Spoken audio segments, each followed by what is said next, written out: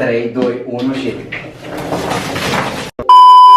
Salut, eu sunt Bogdan și bine v-am găsit la un nou video. Astăzi ne jucăm puțin din nou cu diferite arome de suc și cu gheață carbonică. Știți că am făcut un clip în care am făcut aproape aceeași treabă, doar că am folosit în loc de gheață carbonică, am folosit Mentos. Așa că astăzi am luat gheață carbonică pentru că este mult mai puternică decât Mentosul. Asta înseamnă că trebuie să avem niște reacții mai frumoase. Nu uitați să mă urmăriți pe Instagram la Mars Bogdan. Vreau să-mi spuneți acolo în comentarii dacă vă bucurați că ați luat vacanță și dacă da, să apăsați butonul de like să facem 50.000 de like-uri la clipul ăsta. Like pentru vară, like pentru clipuri, like pentru gheață carbonică. Sper să nu stric ceva și să nu fac altă nebunie aici în apartament. Dacă încă vă întrebați, n-am rezolvat încă cu parchetul. Căutăm modelul acesta. Hai să deschidem gheața carbonică. Aoleu, asta o să tai.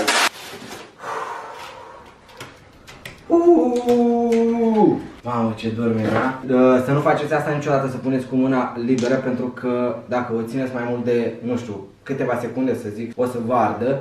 E la minus nu știu câte grade, nu vreau să zic vreo prostie, dar e cu minus mult de tot, adică e îngheață foarte, foarte tare și repede. Avem și unul și aici, adică facem treaba ca la carte. Nu de alta, dar m-am trecut odată aici cu acid și nu mai vreau. Și așa îmi trece foarte, foarte greu. Hai să vă zic o chestie, dacă tot am ajuns aici. Vedeți asta de plastic? O vede toată lumea. Se vede, da? Perfect. Deci urăsc să-mi spuneți și voi dacă pățiți la fel ca mine. Când îmi iau șosete, are chestie din asta de plastic. Eticheta aia. Rupe eticheta, rămâne plasticul ăsta. Cum fac eu acolo, cum trec, bineînțeles că mi-e să mă duc după o farfă ca să pot să o tai frumos. Trag, se deșiră toată șoseta, așa, ies așa. Așa este firul de ață. Am stricat șosetele, gata. Deci mor, asta mi se întâmplă des. Ce miștoi! Super șmecher! Bun, haideți să vă prezint sucurile, să vedeți și voi ce am aici. Justo de struguri, Alegria de zmeură, Coca-Cola normal, Pepsi, apă minerală Perla Harghitei, apă tonică, un energizant, n-am încercat niciodată nici cu Mentos, nici cu gheață carbonică, sunt curios, Adria Cola ăsta, Adria Kiwi, Mirinda de lămâie, Mirinda de portocale, Fruity Fresh și cu 7-Up. O să punem câte un suc în cadă, vom pune câte o bucată de gheață carbonică sau două bucăți. Să fiți și voi foarte atenți să-mi spuneți care suc are cea mai tare reacție dintre toate. Haideți să facem și un pariu. Eu pentru început o să pariez pe Adria Cola. Nu, o să pariez pe Perla Harghitei, pe apa minerală eu pariez. Să pariați și voi. Și la urmă vedeți dacă ați nimerit pariul sau care a sărit mai tare, să faceți voi un top acolo care vi s-a părut pe primul loc, pe al doilea, pe al treilea, pe al patrulea. Înțelegeți voi cum stă treaba. Haideți să mergem la baie, nu uitați de like pentru clip și pentru vară și pentru vacanță și pentru școală că s-a terminat. Haideți la baie. Hai să începem cu apa asta tonică. Să vedem dacă apa asta în contact cu gheața carbonică sare. Hai să vedem. Ok, o să pun capacul, pun pe aici. Să încerc să pun, nu știu dacă pot, să pun două așa. Două odată. Gata? 3, 2, 1 și... Oh! A sărit destul de tare apa tonică. Hai să vedem, hai să luăm asta, pe care am pariat eu. Perla Harghitei, am zis eu, apa minerală, pe ăsta am pus eu pariu că sare cea mai tare. Hai să vedem. Ia să vedem, chiar sunt curios la asta.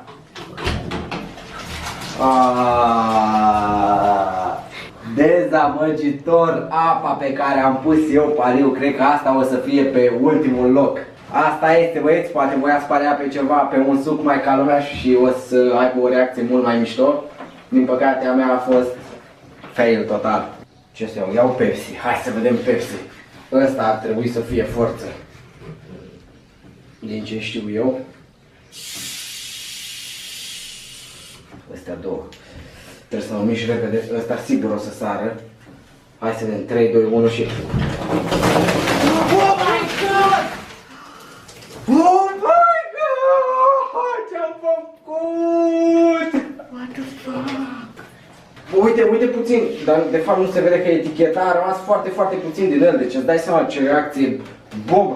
Bă, tu îți dai seama Adria Cola sau Coca-Cola? Băi, nu mai zic să mai facem, zic Ei, nu, de care facem să vrei să punem joc cații? Am făcut așa puțină curățenie în mare, facem după filmare. Mamă, mi-e și frică să mai trec la Cola și la Adria Cola. Hai să trecem la Adria de Kiwi. Momentan. Mai luăm puțină pauză de la nebunie. Hai să vedem ce știe. 3, 2, 1, forță!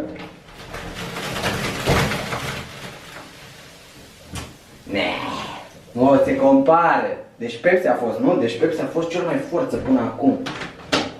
Mamă, dar ce ca lumea miroase ăsta. Alegria de zmeură. Hai să vedem ce știe.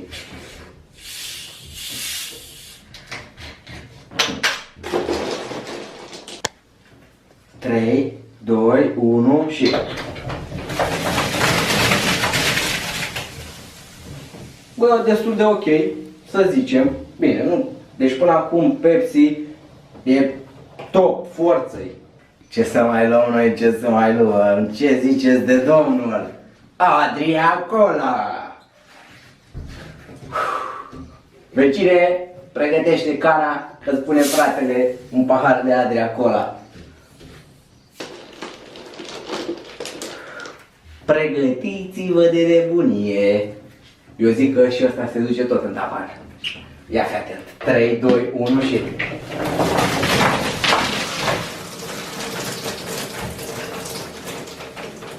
Cred că sunt pe același loc amândouă, nu? Așa zic și eu. Bine, poți să te uiți la cât de tare se duce și intensitatea jetului, cum ar veni. Stai că avem Coca-Cola original. Și acum trecem, bineînțeles, la Coca-Cola original. Stați așa ca să îl dau pe ăsta. Cola original. Vecine, dacă nu ți-a plăcut ce am avut Adria Cola, îți trimite fratele Coca-Cola. Bum, auzi bomba asta. Cum faci? Uitați-vă la pastiluța asta frumoasă. Și cu asta micuță la urmă. Fii atentă! 3, 2, 1 și a plecat! Bă, cum mă? Bă! Nu s-a dus.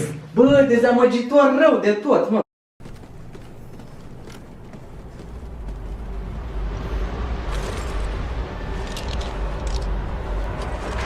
Ăsta? Cred că trebuia să pui două.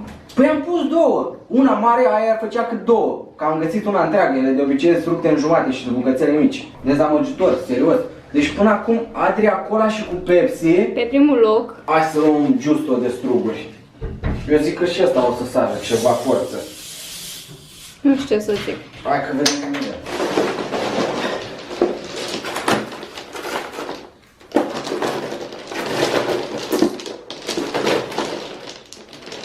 Ok.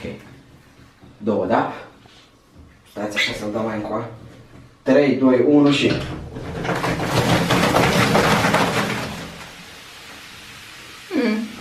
E pe la mijloc, prin clasament este pe la mijloc, așa se clasează. Pe la mijlocul clasamentului, ce frumos zic eu. miroase. Și miroase, da, miroase mișto tare. Să luăm Fruity Fresh, dar ăsta nu cred că o să sară, n-am bază în ăsta. Eu zic că ăsta nu se duce. Uite, i-am găsit două bucăți egale ca lumea. Hai să vedem. 3, 2, 1 și... Fântul artezian. După cum am zis. No, a fost slăbuț, slăbuț. Mai avem 3 sucuri. Mirinda și cu 7-Up. Hai să luăm Mirinda de portocale.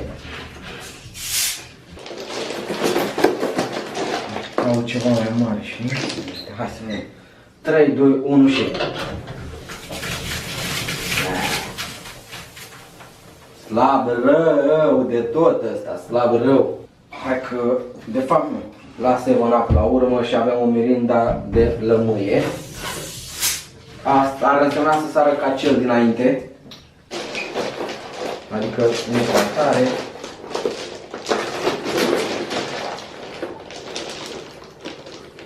Hai să vedem. Bam. O să cam la fel. Și asta de lămâie și aia de portocale, zic eu. Și mai avem aici ultimul, un 7-Up. Hai să vedem. Hai să găsim ceva ca lumea.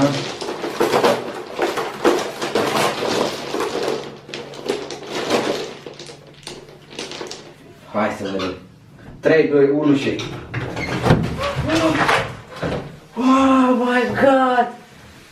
Vai, a căzut!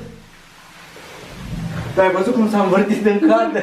Bă, băieți, sunt ca lumea rău de tot. Dacă vreți odată să faceți experimente, renovări de apartamente, de case, de orice mă chemați pe mine că experimentele mele și vă ajută fratele vostru. Ce să zic, sper că v-a plăcut clipul, să-mi spuneți și voi în comentarii care mi s-a părut vouă ca sărit cel mai tare. Eu zic că pe primul loc ar fi Pepsi, Adria Cola, ăstea două pe primul loc. Să-mi spuneți și voi în comentarii care vi s-a părut vouă ca sărit cel mai tare. Să apăsați butonul de like, să mă urmăriți pe Instagram la Marș Bogdan, să-mi dați acolo un mare follow. Puneți clipul la story și dați-mi tag să vă pun și eu la story.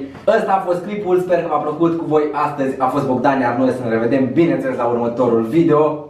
Cine știe ce mai stric, v-am lăsat.